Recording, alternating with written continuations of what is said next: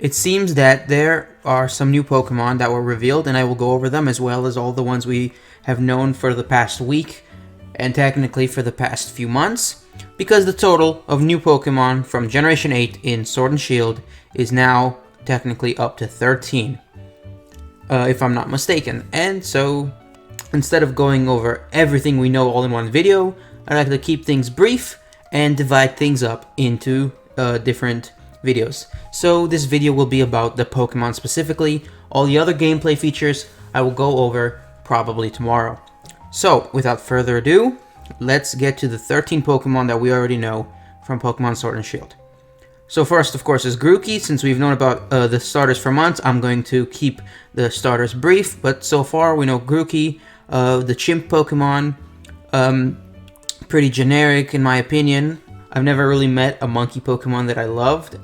So far it seems Branch Poke is the only new signature move that we've seen. Moving along, we have Scorbunny, which is also popular. It is the rabbit Pokemon. Moving along, we got our boy Sabo, the water lizard Pokemon. So far it seems pretty generic. Unfortunately, we don't know anything about Sabo or its future evolutions. None of its moves seem that special. But so far, out of the three, it is my favorite simply for no good reason. But I haven't made my choice yet. So, those are the starters. We've known about them for months. Moving right along. We saw Wooloo in the Pokemon Direct last week, I believe. And it is very cute, very adorable. It is the sheep Pokemon, and it immediately reminds me of Mareep back from Generation 2. They are very identically shaped, but Wooloo is just a normal type. It has the abilities Fluffy and Run Away, which, considering Run Away having literally no use in trainer battles, having a use only in wild battles, it seems Fluffy is the only ability that is competitively useful. Moving along, we have Gossifleur, a pure grass type, the flowering Pokemon, with the abilities Cotton Down and Regenerator. Now, Regenerator is a really, really good ability that we already have, but Cotton Down is a new ability introduced this generation, and from what I hear, it is basically a better version of Tangling Hair or Gooey. It doesn't have to just be contact moves. If you get attacked, Cotton Down will release the spores of Cotton and slow down the opponent, and speed is very significant competitively. Lowering an opponent's speed can make or break your chances of winning. So, I think they're both really good abilities. So even though it's a grass type, which isn't my cup of tea, and even though it doesn't get like some sort of other typing when it evolves, and even though its design isn't even something I'm usually into, its abilities so far and the moves it learns are impressive because it's been known to use Leaf Storm and Hyper Voice so far, and those are only two moves, and they're very strong moves. So since I already mentioned its evolution, we should get into Eldegoss, its evolution, which is the Cotton Bloom Pokemon, with the same abilities Cotton Down and Regenerator, and the same moves Leaf Storm and Hyper Voice. Basically, it reminds me of Cottony and Whimsicott from Unova. Obviously, you know, they could be related. It's very similar. And that's fine, although it's a shame because from the looks of these two grass types in Galar, they could have easily passed for grass fairy types, just like Comfey could pass as a grass type even though it's not, and Whimsicott is a grass fairy type. It was given the fairy type in Gen 6, so yeah, it's a shame that it's not a grass fairy type, you know, you never know why they make these decisions, but that's the way it is. Moving along to even better Pokemon, we have Dreadnought, the Bite Pokemon, a water rock type. I like its look, I like its design. It could have passed for a dragon type for all I knew. But water rock, you know, it's a popular ability, lots of Pokemon get it. Of course, you know, it will fall to one single grass type move if you use it right. So yeah, there's that going against it. And we've only seen it use Bite since it's the Bite Pokemon. I think it has potential. It has potential, especially since what we learned at the latest E3 was a new gym leader who uses it. And I'll go into that into another video. Also, its abilities of Strong Jaw and Shell Armor are both decent, you know, and I can tell that Dreadnought will be a very, very strong Pokemon since its flavor text specifically says that lots of trainers release it because they can't handle it.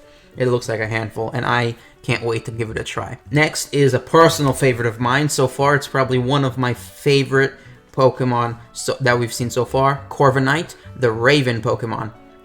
A flying and steel type, although you wouldn't think it because it looks like a dark type, which you know, it's great. But I love steel types, and you know, it's basically Skarmory, but with a lot more personality.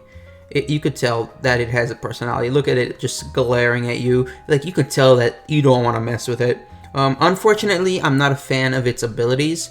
While this has a great design, Corviknight looks like a great Pokemon by itself, I'm not a fan of its abilities. However, it is definitely strong, and it is definitely big. The thing is 7 feet 3 inches and weighs 165.3 pounds, which is ironically exactly how much I weigh, and I'm not even that tall. And this thing gets really strong moves. Brave Bird, Swagger, Drill Peck, Steel Wing.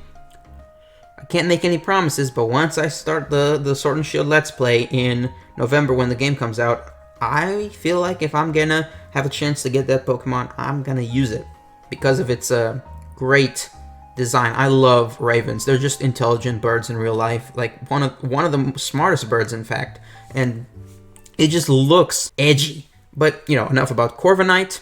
Moving on to the Pokemon that were just released at E3, and they are both interesting in their own ways. First, we have Yamper. Yamper is a Corgi.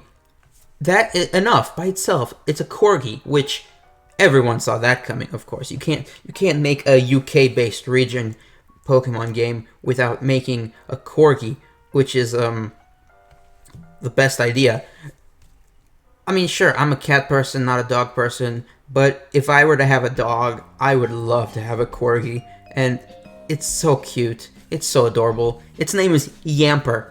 Yamper. It takes some getting used to, but I like it, and it's a pure electric type, which is interesting since it could pass for an electric fairy type like Dedenne, since we've seen it use Play Rough, but it also knows Spark, Crunch, Wild Charge, and it also has a new ability called Ball Fetch, which is one of those abilities that don't work in trainer battles or competitively. It, based on my sources, Ball Fetch lets you retrieve the first Pokeball that you throw that fails. So it is kind of economic, you know, like you throw a Pokeball, it fails, you get it back, it works once.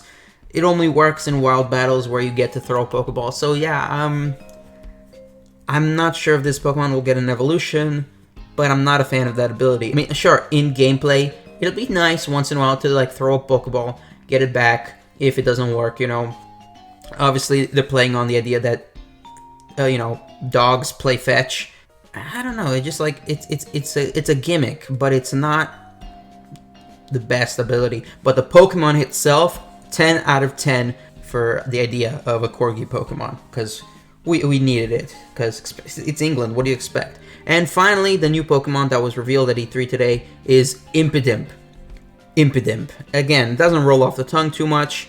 Its design is something new. It's something I'm not sure. It stands out. If we're being honest, its shape is unnatural. It's like no other Pokemon I've seen before. I mean, sure, it's based off of a similar idea as Sableye, a gremlin. Yeah, so they're both like gremlin or imps, baby demons, you know. And of course, it is a brand new type combination, Dark and Fairy, something that I've been waiting for a while now. We've seen it use Assurance, Sucker Punch, and Play Rough. Pretty typical Dark and Fairy moves. But we don't know anything more about Yamper and Impidimp. We know even less about Impidimp than about Yamper. So far, my opinions of Impidimp, like I said, are like a little hesitant because it's not something I would want to use, but I may change my mind in the future. And we have 3 Pokemon left, and you may be wondering which one is has been revealed, since probably you've only seen 12 Pokemon, but this video has 13 because one Pokemon has not officially been released. It's just been seen in screenshots. In the Direct last week, there was a squirrel Pokemon on a kid's shirt in the crowd, and also what may have possibly been the same Pokemon is that same fat squirrel in the crowd itself, barely seen, you know, only if you're really, really paying attention. We don't know anything about it, but we might as well go over it because it is a new Pokemon that has, you know, been allowed to be seen not only in person but also on a kid's shirt. I don't know what its name is. I don't know anything about it, but It looks like it'll be the Route 1 normal type rodent. And finally, the last two Pokemon are the cover legendaries, which we now have confirmed as Zacian and Zamazenta. But these take the cake when it comes to unique names, Zacian and Zamazenta. People are complaining that they're too similar, the names are similar, the looks are similar, but that's all fine. You know, it's no big deal to me. I mean, I'm a little annoyed because, like, the more similar they are, the more they should be like minor legendaries like Raikou, Entei, Suicune, Moltres, Zapdos, Articuno, Mesprit, Uxie, and Azelf. Those things are really tied together. So, yeah, what can I say about Zacian and Zamazenta? I can say what I've heard about them. I also heard that Zacian is based on cyan, since it's blue, and Zamazenta is based on magenta, since it's red. So, blue and red, while they have been theme colors of the Pokemon game since Red and Blue, you know, they've been returning, you know, Gold, Silver, Ruby, Sapphire, Diamond, Pearl. Black and White were exceptions. X and Y, Sun and Moon. You know, everything had a dark and a light, a red and a blue theme, you know, when they came in pairs. And this is no different. Sword and Shield, the logos themselves are a red and blue theme. So Zacian is the cyan and Zamazenta is the magenta. So any future legendary, which we are strongly hinted to be a different legendary, possibly an enemy of these two, since in the direct they seem to fight each other at first, but then when the wind started rustling, they seemed to team up. So yeah, there is a strong suggestion that there's a third legendary, which is a mutual enemy of these two. I'm not sure what I feel about Zacian holding a sword in its mouth. It's unnatural because, you know, wolves don't carry swords in their mouth, and I'm just wondering what happens to the sword when it wants to, like, I don't know, eat or something. Like, where does it put it away? Does it have a sheath? It is very strange. And we don't even know these Pokemon's typings, which is strange because, like, up until this point, it's been easy to tell what typing these Pokemon are, but I have no clue. Steel is my first choice because they're both sword and shield. Flying was another choice because Zacian seems to have wings, but I'm not gonna stick with that. Fighting is also very possible, which means if they're both steel fighting, they will, in my mind at least, be compared to other steel fighting types like Cobalion and Lucario. It doesn't matter though, we'll find out eventually. Steel fighting is a good possibility, especially steel. And yeah, those are the 13 Pokemon that we know about so far. We know about Grookey, Scorbunny, Sabo, Wooloo, Gossifleur, Eldegoss, Dreadnought, Corviknight, Yamper, Impidimp, the Squirrel, for lack of a better name, and Zacian and Zamazenta, the legendaries. Yeah, so far I'm not upset about any of them. They all look really great designed, you know, from like an art perspective. They all, well, Impidimp maybe less so. But yeah, Yamper is adorable, Corviknight is edgy, Dreadnought looks really nicely designed. It looks like something from like an earlier generation. I love it. Eldegoss and Gossifleur are beautiful, yet a little bit derivative of previous cotton Pokemon. Wooloo is just adorable, and of course, there's nothing bad about the starters, obviously. And the legendaries, well, they are what they are. And that's it for the 13 Pokemon we already know about. I'm afraid that they're going to be releasing new Pokemon on a regular basis from now on, which will kind of like be hard to keep up with, but it's what I've actually been wanting for the past few months where they haven't released anything, so yeah, I should probably count my blessings. Thank you guys for watching. Please like and subscribe, share with a friend, and check out my channel for more videos like this. And I'll see you guys next time.